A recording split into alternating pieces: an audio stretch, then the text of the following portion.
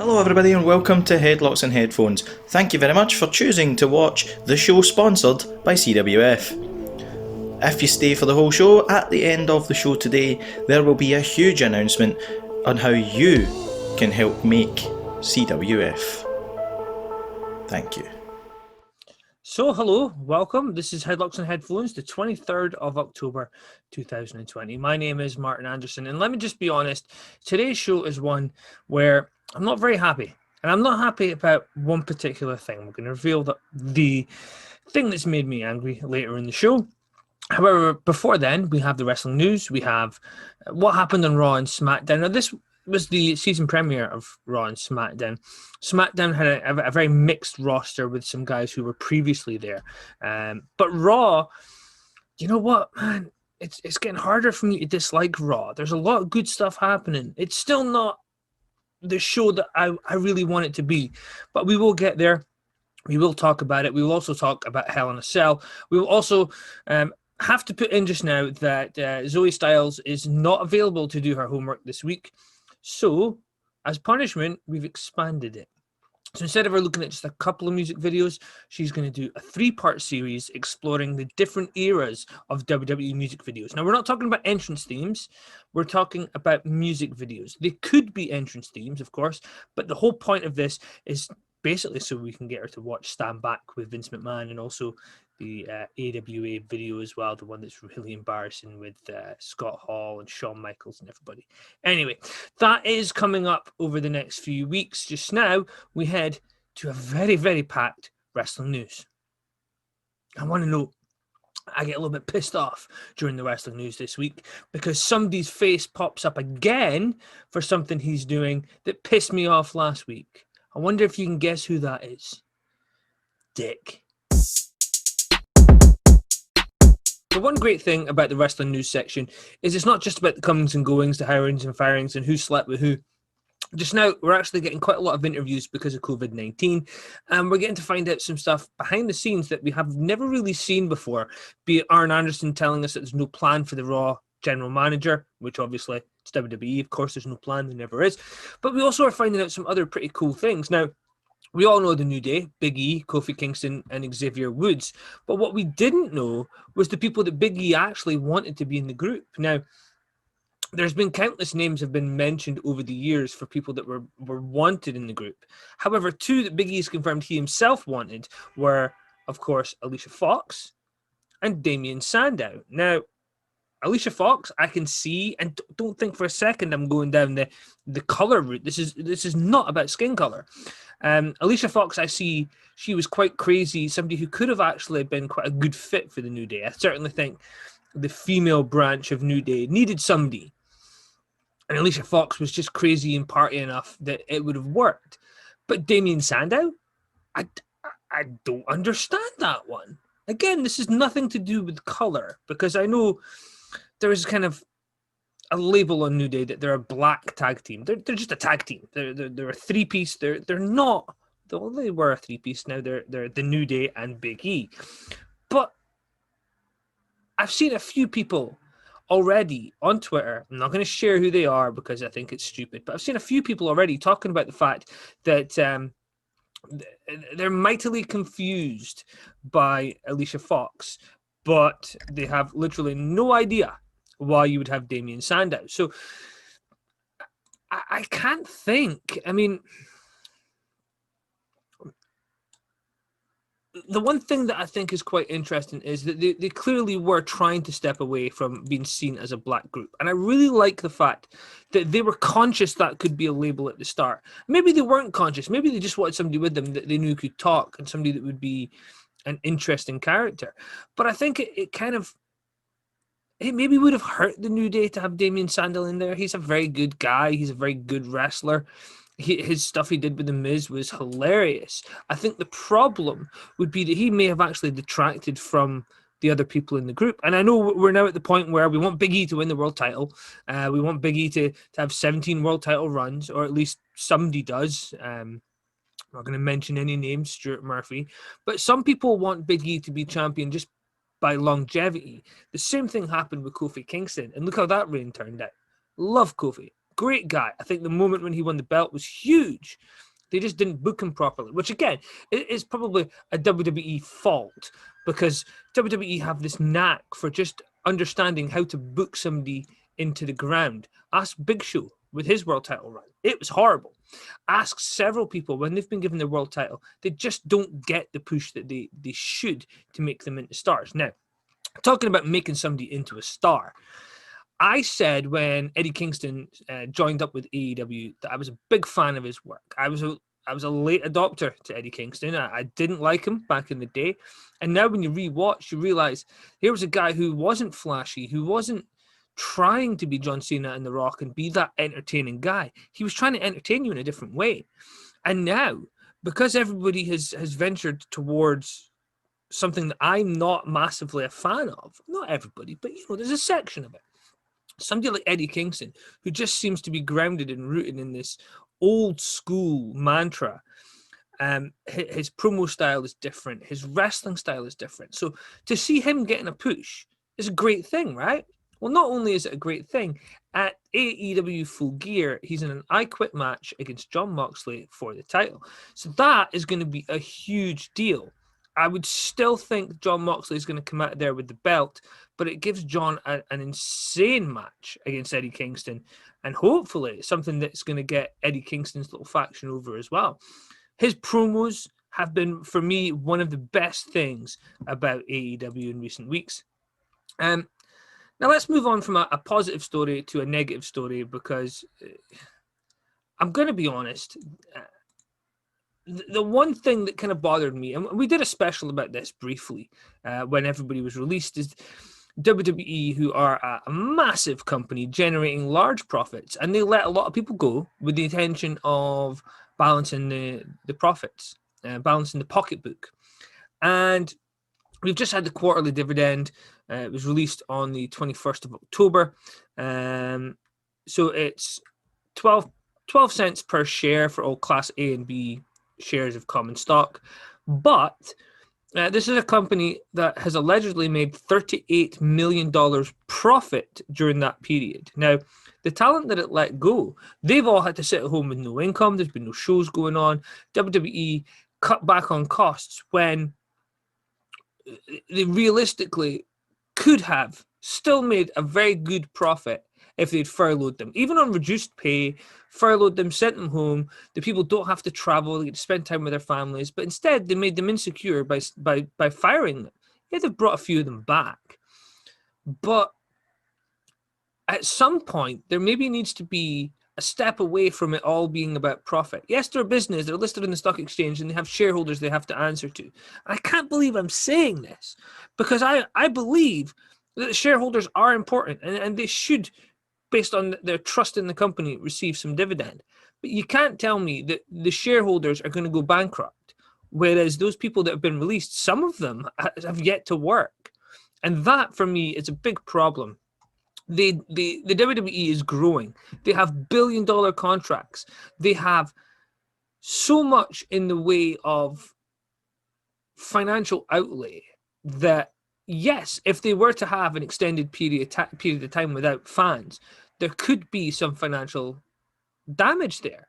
If you don't consider the billion-dollar TV contracts that they have, which do allow them to pay talent. Now, whilst we're talking about paying talent, one story this week that seems to be floating around is that Chris Jericho has been talking about the fact that he doesn't receive royalties for content that's on the WWE network. Now, this is a great and interesting point.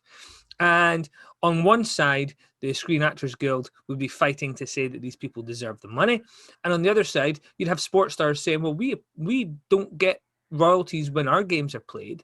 We don't get royalties when Major League Baseball Network or the NBA or whatever network it is replay matches to infinitum. There are sports channels like ESPN who show 30-year-old baseball games. Those people are not getting paid for those games. And part of the reason is that people's contracts in those sports are largely impacted by media rights fees. You look at the NBA, you cannot tell me some of the bigger athletes in there are not being paid extra money based on the money generated from the TV deals. So on one hand, I'm looking at it going, well, these guys are negotiating their deal and there is no clause that says they need to be compensated for that. However, it's a really strange one because the Honky Tonk Man does receive royalties from old stuff. You also have the incident where Jesse Ventura sued Vince McMahon for royalties from the old WWF videos, which for me, I think was kind of just bitterness. That was what led to Jesse Ventura suing. But he won, and he got paid all the money, and it came from Vince McMahon personally. The story is that Vince McMahon was the one that wrote the check, and that was why there was animosity for such a long time. Honestly, these guys should be getting paid for it. If they're part of it, they should be getting paid. Now, for all the Scottish people who watch the show, if you know Still Game, you'll know the lady who plays Isa is actually back teaching in schools. She's a teaching assistant just now because she can't get any acting jobs. And she was saying the other week that Still Game was replayed on BBC and she received a repeat fee. Her repeat fee was only £13, but it's still £13. So that's one interesting aspect to connect as a character. That's acting. So to see, Chris Jericho talking about the fact that he doesn't receive royalties for the WWE Network, there's two sides to that story. He signed his contract knowing exactly what he was being paid, and the fact that you pass over your likeness to the company. As far as I've been told, the fact that you signed that passing over your likeness to the company. Now, I know Samoa Joe and CM Punk and several others didn't get that aspect in their contract. But to know that these guys are actually signing usually the contract that gives over their likenesses and WWE take control of them is something that really does show the boys are signing over the ability to generate this money in some ways. However, my opinion on this, and I know I normally have Martin's opinion corner, but just because we were talking about the WWE dividend, let's talk about this just now. WWE just now want to take control over social media and broadcasting platforms and additional revenue that these talents have. And a lot of people are pissed at that. And rightfully so, I think. I think a lot of people are pissed because WWE want to take control over aspects where these people can make money away from the WWE. I've made the point that WWE have sponsorship deals with people, and Lana was advertising a drink on her social media, even though WWE are sponsored by one of that company's rivals in that marketplace.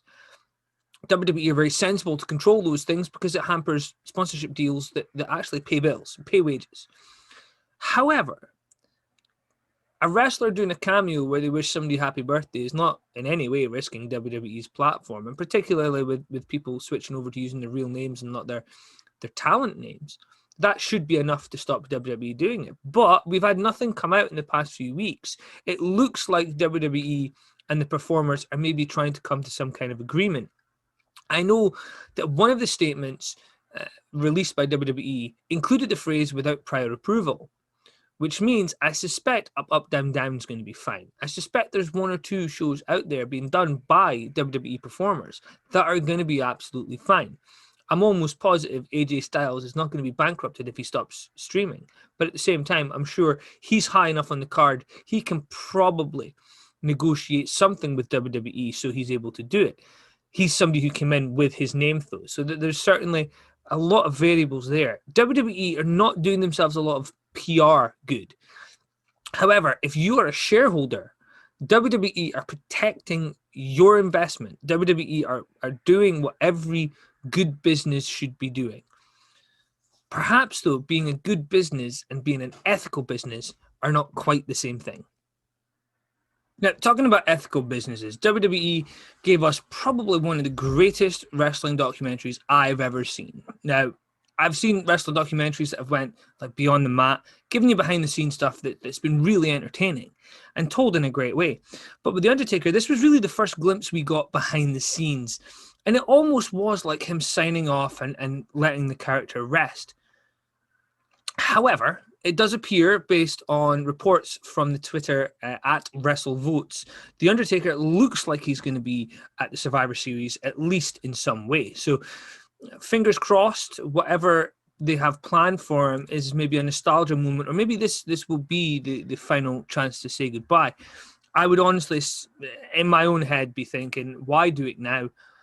Wait for the fans to be there and give The Undertaker a send-off. A Hall of Fame send-off is perfect for him. Just wheeling him out for Survivor Series is just, it's infuriating as far as I'm concerned. the WWE do so many things well, as we'll discuss on Raw when we discuss that for them to get something like this, all the time they do this, they wheel him out, and it's not as if they're doing a ratings battle that Undertaker is going to somehow spike a rating. He's not. He's appeared on shows and not done much for the ratings. So it's going to be. I'm hopeful that this is just one of those, they're discussing it, but it won't come to fruition. Anyway, Davey Boy Smith Jr. has had some issues with his contracts with MLW, and it appears in recent weeks that they've been resolved. He's been at the tapings, as has Leo Rush and several other ex-WWE talents as well. They recorded 16 weeks of TV, and MLW have had him on the show. So he's at least going to be there for the next 4 months, or at least going to be on air for the next 4 months. Whether or not he's going to re-sign his contract, it appears to be still up for contention. However, the thing for me is, I think Davey Boy's improved drastically. I would love to see Davey Boy in WWE, and I'd love to see Davey Boy actually get a chance to go out there and perform in front of an audience and show people that the kid we saw with TJ years ago is not who he is now. He's a great guy. He also saved somebody a couple of years ago from suicide, I believe. He actually talked them down literally off a ledge and made sure they were safe and looked after them. So not only is he somebody I respect as a performer, he's grown immeasurably since he left WWE, he's also somebody who appears to be a great human being, which I really wish the best for him. Now, I would like to see him in WWE, is where his dad flourished. But at the same time, if he ended up in AEW, I think a platform that would give him something to develop would be great. Now, the one thing that's kind of baffled a lot of people is they called up Keith Lee, and he had a certain look, and it's clear Vince McMahon's had a word in somebody's ear, or maybe Kevin Dunn has, because the first thing that happened when he got called up was he's now covering up. He's now wearing stupid wrestling gear. I think the part of the selling point of Keith Lee was the fact that he was a big dude, and he's not the WWE build, but sometimes a big dude can look good on your posters, and Keith Lee is somebody who looks good. I don't like the way he does promos. I think that it seems kind of stunted, and I think that might just be a confidence thing at this point, because he's in a new place. His stuff in NXT was a lot better, and maybe it's just he's been asked to do something different here. But the one thing that kind of has let him down is part of his package was that theme song, "Bask in His Glory." That's the only time you're going to hear me sing here, I think. That was it was a crap song, but it's catchy and it's addictive, and that's something that is really big in WWE right now. So the generic nonsense they've given him since he started on Raw, apparently it's over. He's actually been in New York recording vocals for a song that will hopefully be his theme song. So that will be quite interesting to see. I think people who have the talent to do their own songs, Rikishi and the Usos have done their songs, and several others over the years, Shawn Michaels, which obviously wasn't talent, it was a joke. There is a Vince McMahon version of the Sexy Boy theme song where Vince McMahon's singing it. It's hilarious. If you haven't seen it, go out of your way. It's great. But yeah, it's going to be good to get Keith Lee with the complete package, because I think he's been kind of lost since he got called up. We had that little angle with Drew, and then the stuff with Randy, and now there's something obviously happening with Braun that we're going to discuss on Raw. But it is one of those very interesting people. I think Keith Lee is somebody who could be a top guy. He's certainly somebody WWE would want to be able to show their diversity with. He is a big dude who has a story to tell, and it's just a shame that he's kind of almost been lost in that shuffle. Now, let's move on to something that I dislike. I know it's not Joey Ryan. We'll get there in a minute.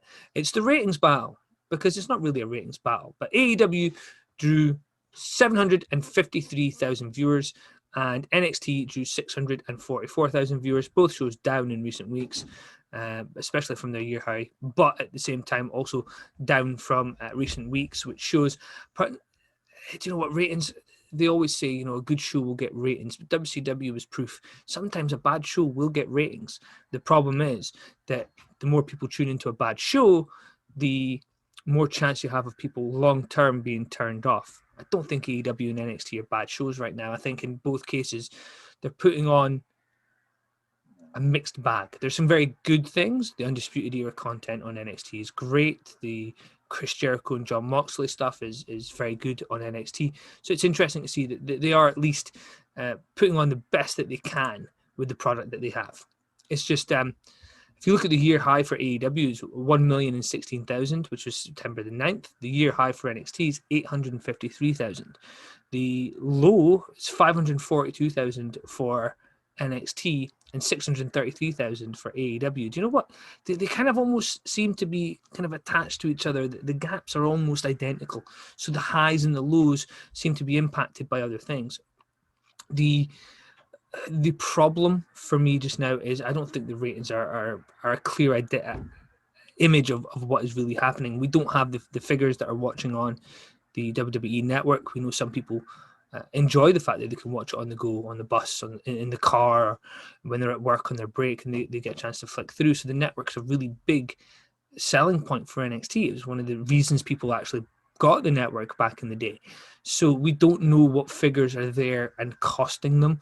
We also do know that largely the AEW brand are putting on a very expensive show every week, whereas NXT are using quite a lot of people who are not considered good enough to be on the main show. Now, there was an investigation taking place. The Orange County Department of Health had their strike team do an investigation into businesses that could be hotspots. So let's just read the report that came from WrestleInc. Now, so WrestleInc released a report with additional details of what possibly sparked the investigation. According to the update, there is an internal belief within WWE several Performance Center trainees or talents issued formal complaints to Orange County on the daily operations and protocol within the company. So obviously, there was a few speaking out a few weeks ago about the anti-maskers not following guidelines at NXT and training classes. Now, WWE have stated they want everybody to be proactive in terms of protocols, including attending large events, etc. There are talents who are taking pictures and putting them on social media without masks. There are talents who are meeting up with friends and taking pictures. And I think there's more to come here. I think looking around, I work in retail, so I work in a public-facing environment, and the rules have changed for us. And I know that's the UK, and this is the US, and everything's different. There has been a few outbreaks. It's inevitable with the amount of people WWE have. There's been issues for AEW and several other companies, particularly the Collective event last weekend had some issues as well. So there is a few interesting things happening. I think WWE are certainly, it's right to be watching them. And I think if people are reporting things rather than speaking to WWE about it, it maybe shows us a fear over what will happen if you speak up too vocally about the stuff that's happening in WWE. The fact that only a matter of weeks ago they were allowing fans into an NXT show is deeply concerning if they can't get their house in order. And I think, I love to have a laugh and a joke, and I tend to mock people and have a go, but this time I'm being a little bit serious about this, because even if you believe COVID-19 is not serious, other people do.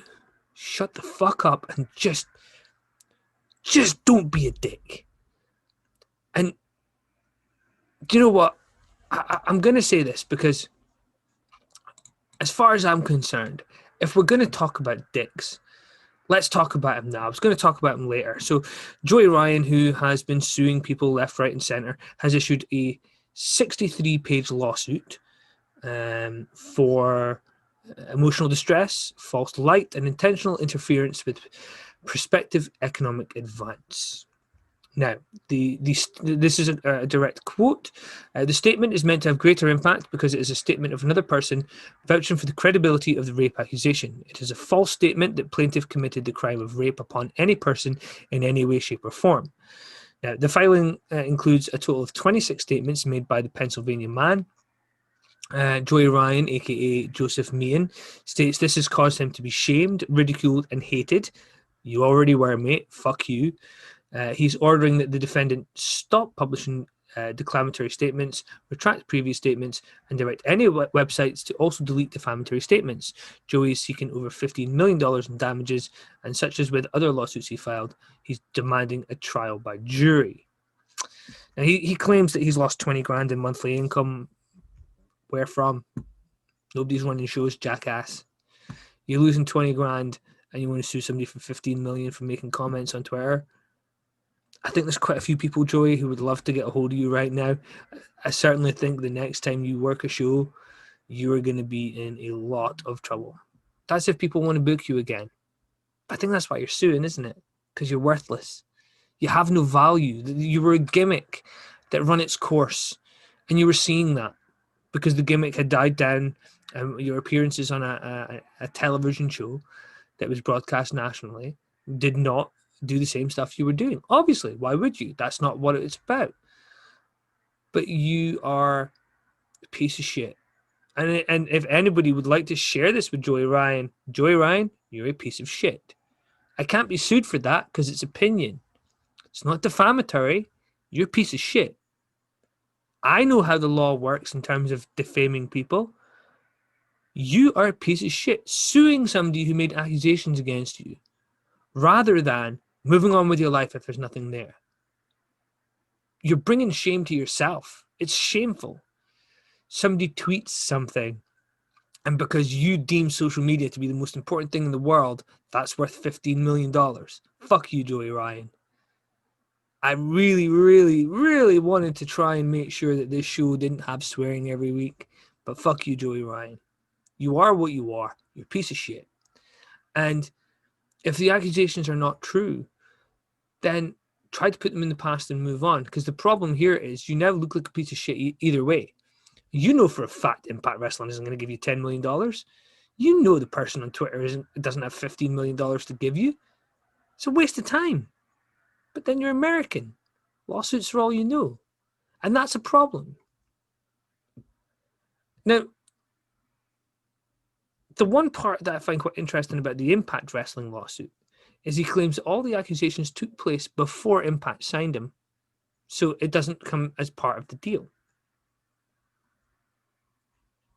I don't want to be repetitive and repeat what I said, but hopefully you can tell. Fuck you, Joey Ryan. We'll leave it there. Okay, so let's move on to something else. Dexter Lumis and Cameron Grimes will take part in a Haunted House of Terror match. It was announced by Wade Barrett and Vic Joseph on the NXT show this week. No idea what that's going to be. I would assume it's going to be some form of cinematic match where they get a chance to do some interesting things. But it's going to be next week, and it's going to be fun to see exactly what they do with the Halloween Havoc concept.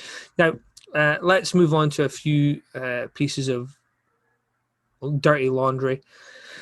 The AEW Dynamite show this week saw Private Party hit a double team move on Alex Reynolds. He was laid out in the ring and knocked out cold. These things happen. I've seen a few people saying, "Oh, it's just part of the dangerous AEW style." It appears he's at least okay. He's up and about. But I think the fact that he was clearly out for several minutes, and he then went on to try and do some spots. This is another incident of AEW letting people that are clearly hurt carry on working. Matt Hardy was the same. Now, if that's storyline, and Tony Khan wants to say that's storyline, fine. Let's believe that that's storyline, even though Matt Hardy's wife says it wasn't, even though Matt Hardy says it wasn't.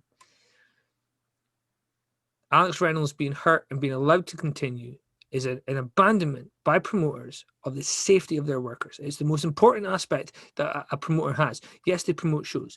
Yes, they have to make sure that the talent arrive and everything happens as planned. But they also have a duty to look after their performers.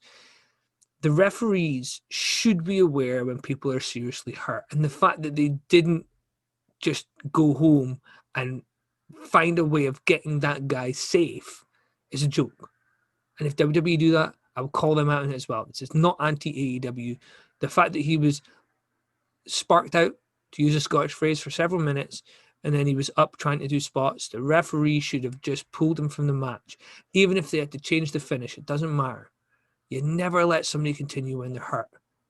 if you think that ending the show the way it's meant to be ended is more important than looking after somebody's safety, then you're a problem, and you need to look at what you're doing, because you are causing people potential long-term harm. Now, on AEW this week, we also had the Le Diner Debonair segment with MJF and Chris Jericho. It took until 2 in the morning to be filmed, and they were still producing the segment 22 minutes before it went on air. That's cutting it fine. Sometimes I have a go live time and I'm still editing the show an hour beforehand, and I'm not doing a ton of editing. They did a ton of editing with their one. I've seen me be editing the show, and the show's compiling with 40 minutes before download time, and I know that the show is basically, the second that video finishes, it's going straight up, and that's kind of similar to where they were. What's kind of interesting, if you go to Twitter, there is actually a video of the AEW Dynamite fans getting to speak with Chris Jericho and them singing Chris Jericho's song and stuff. Definitely Chris Jericho, one of the best aspects there. And I think I'm going to be critical of one thing, and this is not even that this segment itself was bad. It was very entertaining. The thing that I'm critical of is the fans, not the fans in attendance either, the fans on social media. So when WWE do stupid things, or WWE have segments that are hokey or comedy, the fans shit all over it, and rightfully so. When it's hokey and stupid and daft isn't always a bad thing. Sometimes stupid and daft is entertaining, but if things are stupid and daft, you need to accept that and realize that sometimes it's about having fun. The same fans that have buried WWE for some of the fun things they've tried to do over the past couple of months are also the same ones who are praising this daft and silly segment. Again, don't be afraid of the term daft and silly. Daft and silly is part of everyday life. We all have to be daft and silly. Certainly just now, daft and silly is good. But when people turn around and have a go at one company and not the other, that's a problem for me.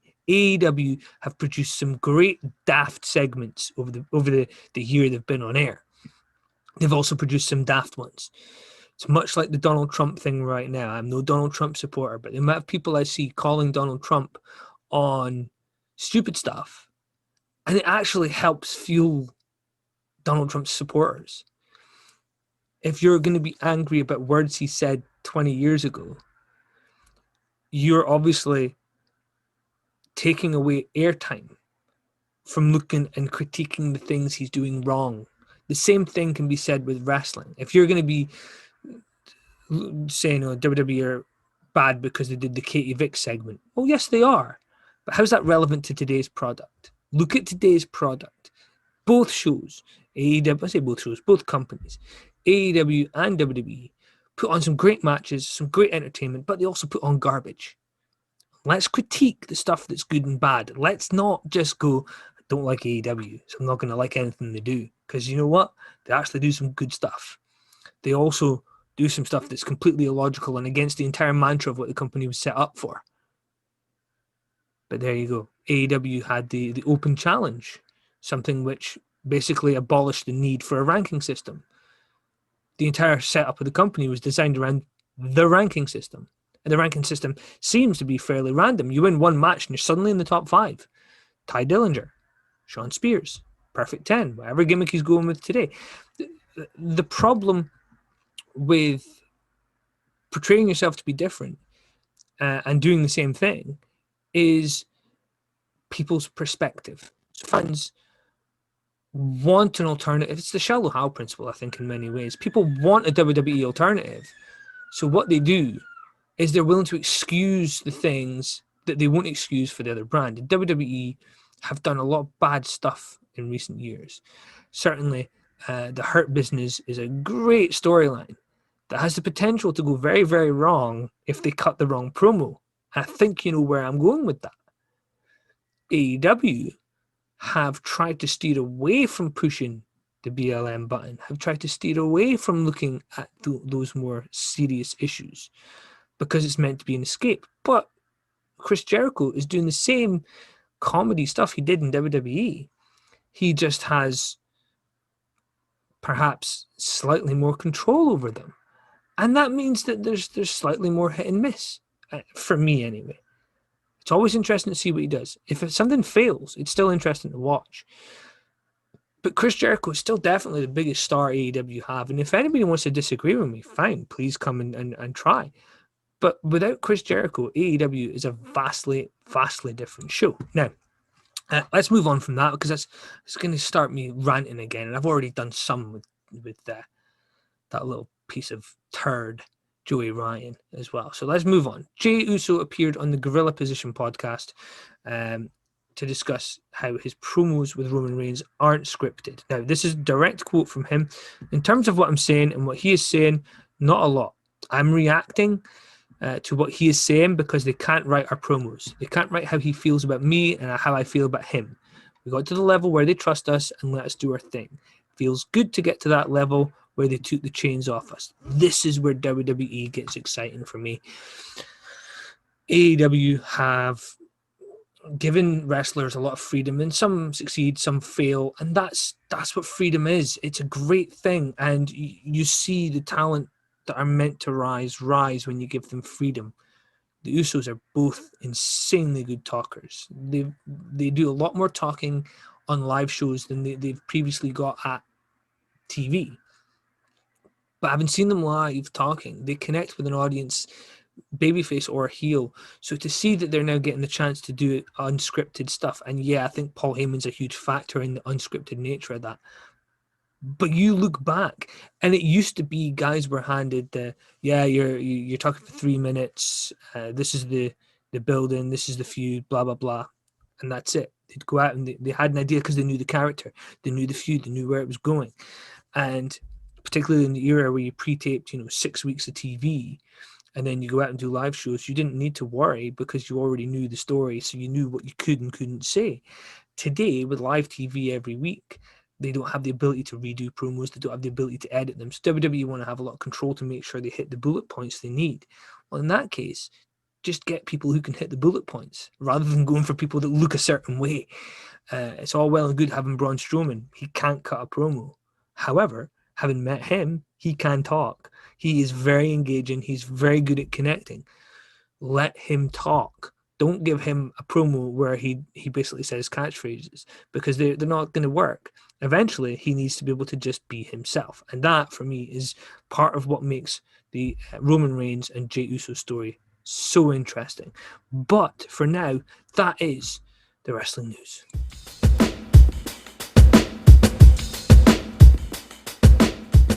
So the past few weeks, I've actually really enjoyed the product that I've been seeing. I haven't tuned into AEW, and I haven't caught all of NXT and NXT UK in recent weeks. However, what I've seen has been quite good, especially the stuff with Walter, who is making things look really good on air.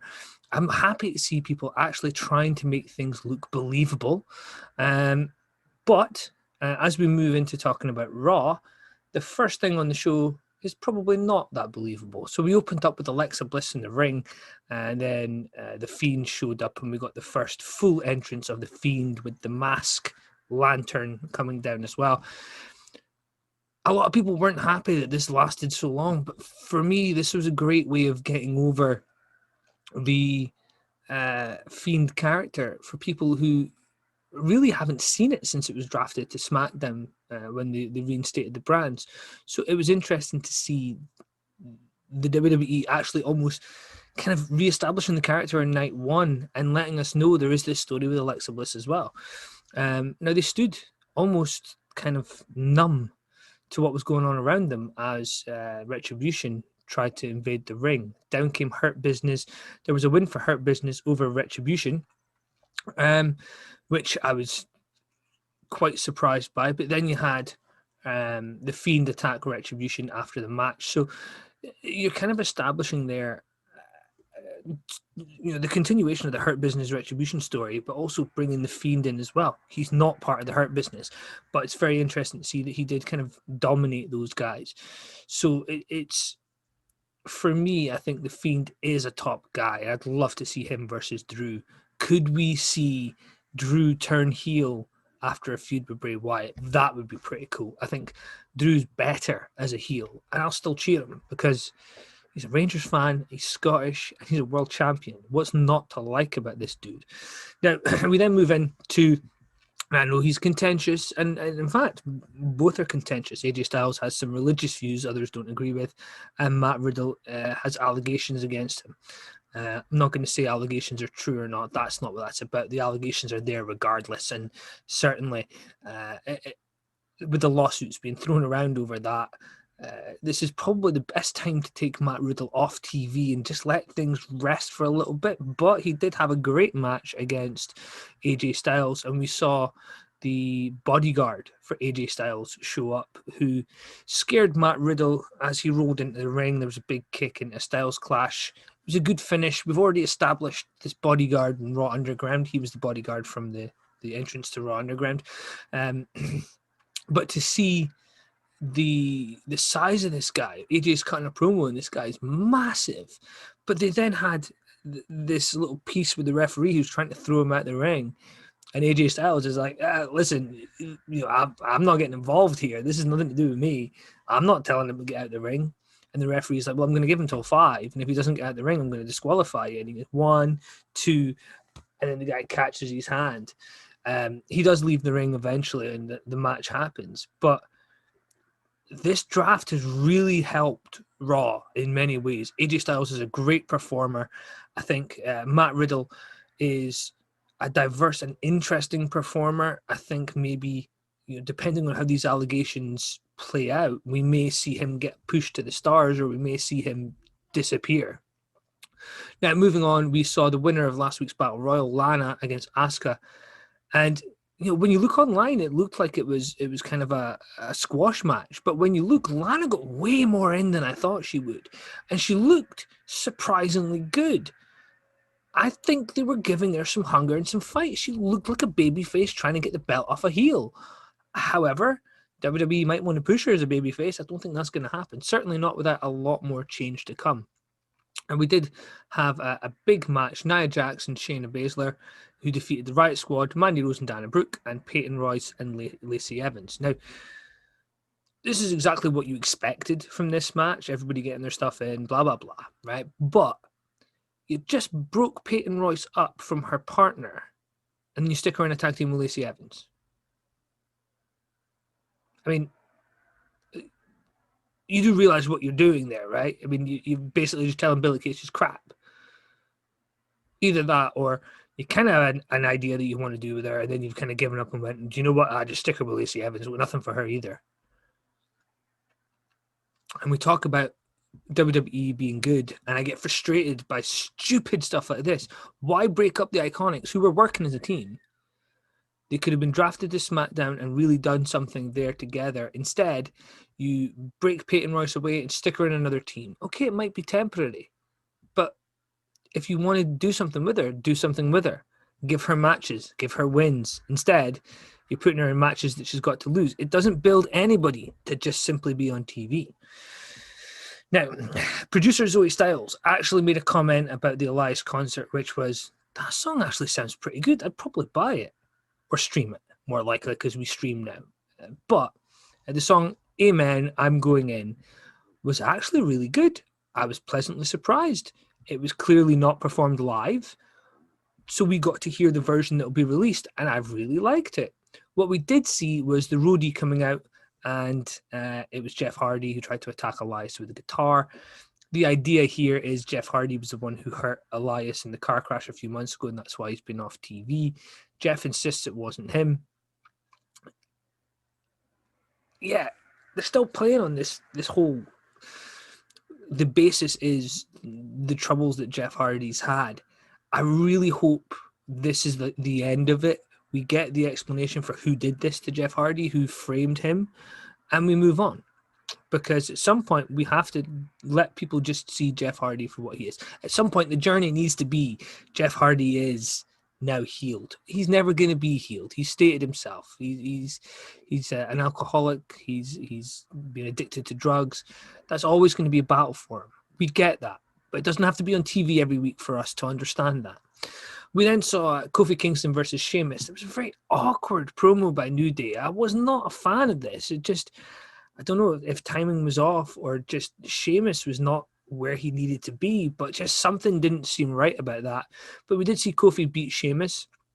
We then had El Gran Gordo and Tucker defeat The Miz and John Morrison. Now, this was quite interesting because The Miz and Morrison were doing a little promo backstage, and Tucker came in and said his piece and said that he would find a tag partner. And he found El Gran Gordo. El Gran Gordo was Otis wearing a mask. It was what it was. It was a comedy match designed to further The Miz and Otis, but I'm going to go out on a limb here. Tucker is a star. He can talk. He's not The Rock, but who is? He can talk. In ring, he's believable. He looks good. He looks solid. He's marketable. He's still pretty young.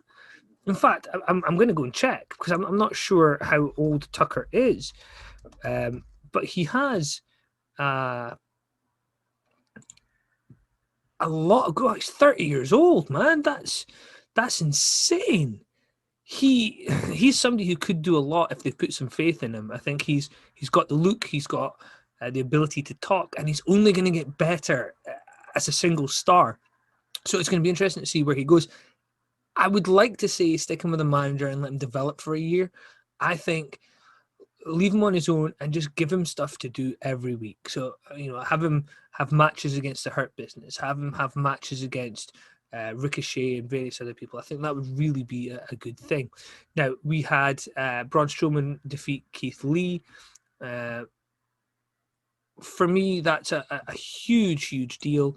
I think that what happened afterwards, where Keith Lee kicked Braun Strowman in the area that you should never kick a man, is Keith Lee a heel now? I mean, he isn't, but that's a heel thing to do. And when Zoe Styles saw that, her instant response was, well, why is Keith doing that? Clearly, we want Keith Lee to be a babyface. Two big guys going in against together. It's a story that's been done too many times in WWE. Braun Strowman's been brought over to help get Keith Lee over, but also to kind of rebuild Braun Strowman. Because where do you go after the Fiend story? But then you've drafted Braun Strowman to the same show. It just seems weird. My money is on Braun being the benefit of that feud, and they're going to still be rebuilding Keith Lee by the time we get to Royal Rumble. We did have a segment where Drew cut a promo backstage, and Drew McIntyre, his promos are great. I think he comes across very naturally, and I think some of the American people dislike him because of his accent. It's a very weird mix of Scottish and American. But he basically said, I hear you're coming out to make some words later. I'll be there. I like that. You're telling people there's going to be an incident, and Randy countered that by bringing down the cell, which is great until you realize that obviously Drew had the bolt clippers and was able to get in. For me, I think that this has to be the last Drew and Randy match. There's a lot of people have been calling every match is going to be one that Randy wins. We are going to preview Hell in a Cell later, so I'm not going to tell you what I think is going to be the finish of that match. But overall, a very enjoyable Raw. Now, one of the things that I think is quite interesting is I was going to talk about SmackDown, but SmackDown, although it was a season premiere, it was almost still a mixture of the old guys that were on the show. So this happened before Raw, but we did have Lars Sullivan defeat Jeff Hardy. Again, this is doing the honors on the way out the door. Jeff put him over to help get Lars Sullivan ready. The New Day farewell match. The New Day defeated Shinsuke Nakamura, Cesaro, and Sheamus. Again, obviously, New Day and Sheamus heading over to Raw. So this season premiere for me should have been all about establishing the new guys. They did that, but by also showing people the old guys as well. So perhaps it worked in some ways and not in others. We had the Street Profits defeat Dolph Ziggler and Robert Roode. Roman Reigns defeated Braun Strowman. So when I talked about Braun Strowman showing up on Raw and getting the win over Keith Lee, that makes perfect sense because that's how WWE book. Somebody loses in the following week, then they need to bring them back and they get the win. So it's interesting to see. I was very entertained by SmackDown last week. I found the continuation of the Seth Rollins Rey Mysterio story to be very interesting. I think there's a lot more we're going to get from that. And I'm a huge fan of Cesaro, Nakamura, Street Profits, especially. Big E's got a big potential, and obviously the big match on that card is Jey Uso versus Roman Reigns. That's the big one I think is doing really well. I honestly believe that Hell in a Cell could be full of surprises. So on that note, we're going to end the show reviews, and we're going to look at Hell in a Cell.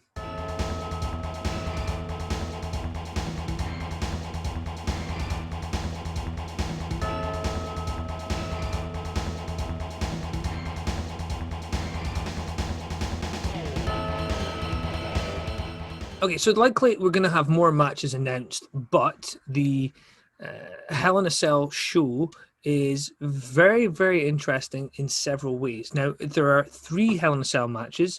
This could be a negative. I find if you're going to have a Hell in a Cell, sometimes they'll have, the Elimination Chamber, and they've got one at either end of the show, and that seems quite a lot. By the time you get to the second one, you've seen a lot of the stuff. This time they have 3. They have 3 title matches as well in there. Now, the card is only 4 matches, so let's start at the bottom and work our way up in order of significance. And if anybody's offended by this, I apologize, but this is just how I'm viewing the significance of the matches. Jeff Hardy versus Elias in a singles match. I think that's going to be a cracker. I think the one problem I have there is the continuation of this Jeff Hardy's issues. Elias is somebody who they are going to want to build. So I think Elias will get the win there. We move on. Bayley versus Sasha Banks. This is a story that should have been done over a year ago. So for me, I've kind of taken my eye off the ball with it, and I'm not. This match is either going to confirm that I'm not interested in the story, or it's going to make me go, okay, yeah, I like this. I think this is the point where Bayley has held that belt for so long that everybody's clamoring for Sasha to win. I think Bayley has to retain. It pushes that character, and I think Bayley, perhaps some outside interference, perhaps something screwy happening, but Bayley has to win that one. Now, Drew McIntyre versus Randy Orton. In terms of physicality, this is the most physical match WWE have. Everybody wants Drew to retain, that I know, my circle. Everybody wants Drew to retain. But at the same time, chasing that belt could be a huge deal. And also, there is still the issue of the Money in the Bank, which could potentially be heading to The Miz. Do you want The Miz to be cashing in on Drew McIntyre, or do you want The Miz to be cashing in on Randy Orton? I think there's a lot of value in... it was the producer, Zoe Styles, I believe, that told me that she thought The Miz might cash in if he got it and get the belt, and it makes more sense to get it from Randy, and then Drew can chase The Miz for the belt with matches with John Morrison, etc. That would be quite interesting. So do you know what? I'm going to go for that. I think Randy Orton is going to win this one. Drew has pushed his luck a little bit. He's had some legends helping him out, and there's the Hell in a Cell is a match he's never done. There's no shame in losing to a guy like Randy Orton, but for me, Randy winning this one makes the most sense. Roman Reigns versus Jey Uso. There's a lot of good stuff happening with this match. I'm a big fan. The one thing that was quite interesting was that Roman was acknowledged as tribal chief in the last match. There was a celebration held. But as a result of everything that happened, another title shot was given at Hell in a Cell, the highest stakes match in history.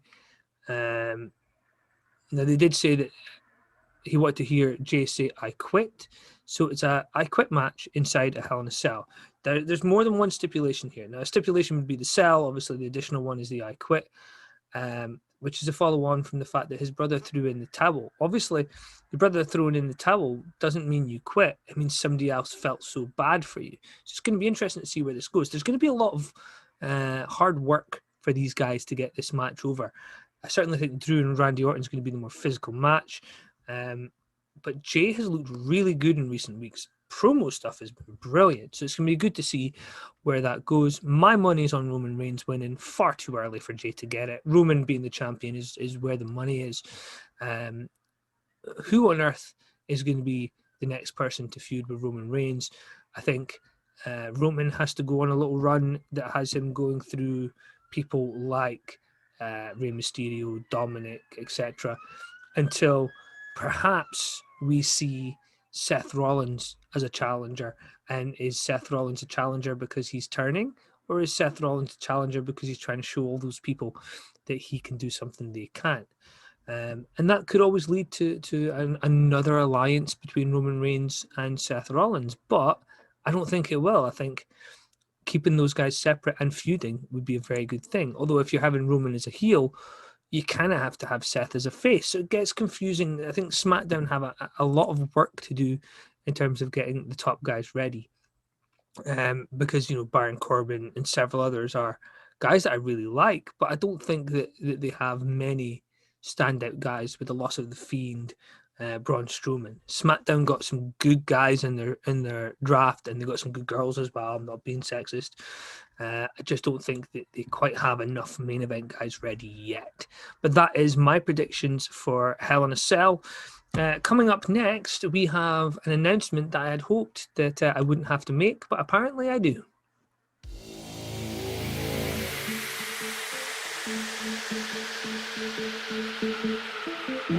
Headlocks and Headphones does not endorse this advert, but is damn sure approved by CWF.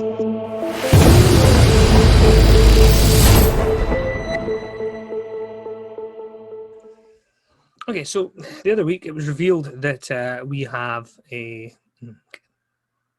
So the other week it was revealed that we have a sponsor, and that sponsor is Caledonian Wrestling Federation, and it has caused quite a lot of issues. I've had no comments from JJ Andrews. Stuart Murphy has basically been sending in various things for me to read and then changing his mind and sending me new ones. And this week he sent me a read, which I'm going to do now.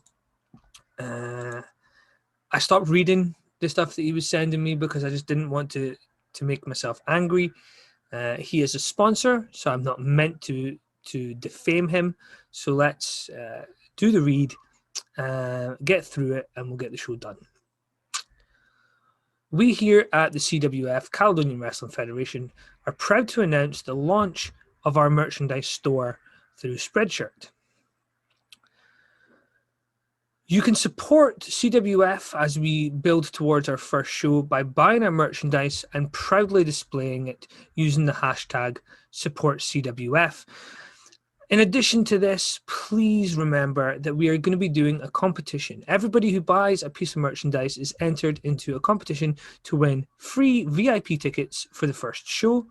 In addition to this, all shows that we run will be making a donation to a mental health charity. And in addition to this, if that wasn't enough, we are also exclusively going to be selling Headlocks and Headphones merchandise. So this wasn't run past me. In addition to selling the official Headlocks and Headphones merchandise, we will also be selling merchandise from Zoe Styles, the producer. In light of recent events where the host of the show has not been very nice, and rightfully so, he will not be getting merchandise. So my show has merchandise, and my producer has merchandise, but I don't. And this is CWF's sponsorship message this week. Okay, so at the bottom it says that I have to put up the link to the merchandise page, so I'm going to do that now. I suppose the job here is for me to tell you, go out of your way. Sponsor CWF is looking for you to go and look at their merchandise and buy something and support the company. They have put here in their notes that every penny raised through the merchandise will be going towards shows and making CWF a better place, which I suppose is a positive. I just think the way that the owner, Stuart Murphy, is going about this is a little bit underhanded. And I don't understand why he's been able to get Headlocks and Headphones merchandise and my producer's merchandise, although I'm guessing My producer Zoe Styles has agreed to this, and I'm sure we're going to have to discuss this in the next week or so. Because by the look of it, I'm not going to get any money out of the Headlocks and Headphones merchandise, and that's kind of the important thing, isn't it? But anyway, it looks like I'm now contributing towards CWF. So if you do want to go and have the Headlocks and Headphones merchandise, or you want to have the CWF merchandise, the link has been on the video for the last little while, and we'll be going live on the Twitter account of the CWF, and I believe I'll be posting it on my one as well, because that's listed down here. Yeah, it isn't often you get somebody sponsor your show. They're giving you money. It's meant to be a good thing, but they handle it so badly. CWF, Stuart Murphy, taking his role as the evil boss just a little bit too literally as far as I'm concerned.